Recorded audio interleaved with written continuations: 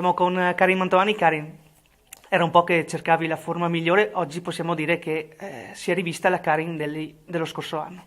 Sì, oggi è stata una partita, diciamo, decisiva, importante per noi perché venivamo da una sconfitta contro il Perugia e quindi dovevamo, diciamo, ripartire da zero, cancellare la partita precedente e cercare di chiudere il risultato nel più breve tempo possibile. Io ho cercato da ruolo da terzino di spingere e cercare di comunque aiutare gli attaccanti ad avere appoggi e per poi magari lanciare gli esterni.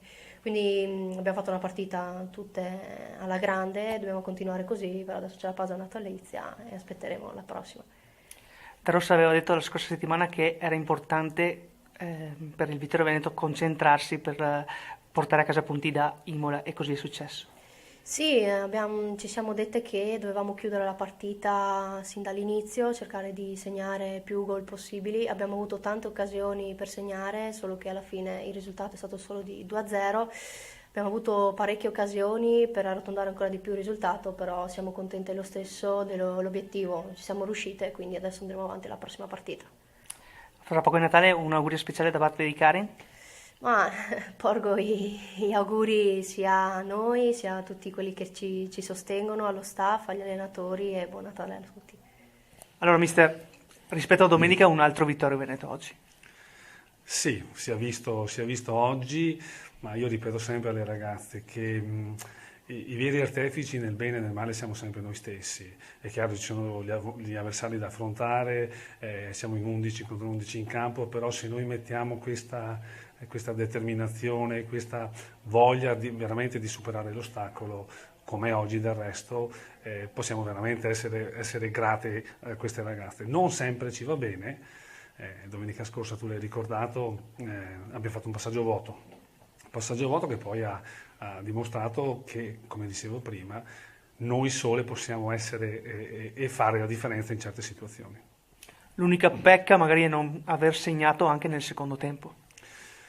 Sì, questo Se è... proprio dobbiamo trovare qualcosa di oggi. Certo, sì, diciamo sono stati quasi perfetti, hanno lavorato bene sia nel reparto difensivo che in mezzo al campo, davanti pur creando tantissimo, insomma siamo arrivati tante volte vicino alla porta.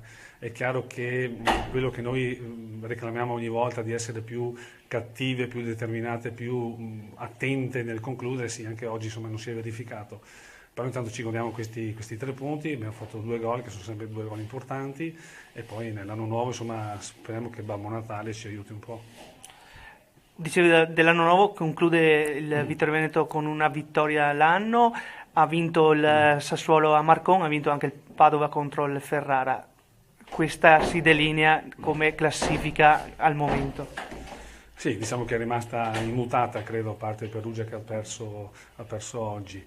Ripeto, io forse sarò veramente quasi paranoico. Il campionato è veramente ancora lungo, dovremo incontrare squadre ancora importanti e quindi poi alla lunga vedremo chi starà meglio, chi avrà tutte le giocatrici a disposizione e penso che questo farà poi la differenza.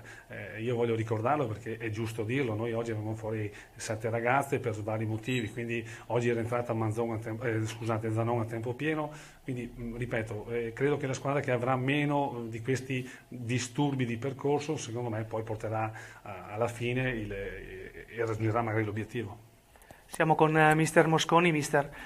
Un imolese che ha tenuto bene nella ripresa, peccato per quei 2 minuti di debacle che ha preso i 2 gol dal Vittorio Veneto. Allora, il Vittorio Veneto è una formazione solida, compatta, che gioca bene a calcio e gioca anche un bel calcio.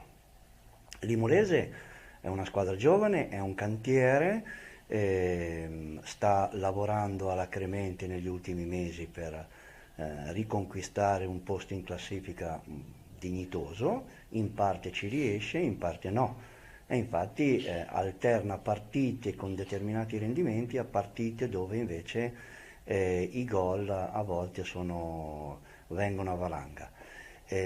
Stiamo lavorando, siamo un cantiere con tante ragazze giovani e lo facciamo seriamente per le possibilità che abbiamo, perché Imola è una piccola cittadina, le risorse sono quelle che sono, però lavoriamo veramente in maniera seria e oggi avete visto nella nostra semplicità un gioco che ovviamente cerca per quanto è possibile di mettere in difficoltà l'avversario con dei piccoli dialoghi stretti a centrocampo e la ricerca della profondità. Oggi fra l'altro avevamo anche cambiato modulo perché di solito gioco con 3 punte, oggi ho messo solo 2 punte una dietro l'altra perché sapevo delle capacità del Vittorio Veneto, quindi ho cercato di coprirmi un pochino di più a centrocampo. In parte ci sono riuscito, in parte no, però sì, loro sono molto bravi a cercare queste verticalizzazioni, questi passaggi filtranti. La nostra difesa 4 ha dimostrato che deve lavorare ancora tanto per poter chiudere e impedire queste cose, e soprattutto il nostro centrocampo. Diceva della squadra giovane, un nome su tutti che non c'è più quest'anno è Giorgia Filippi.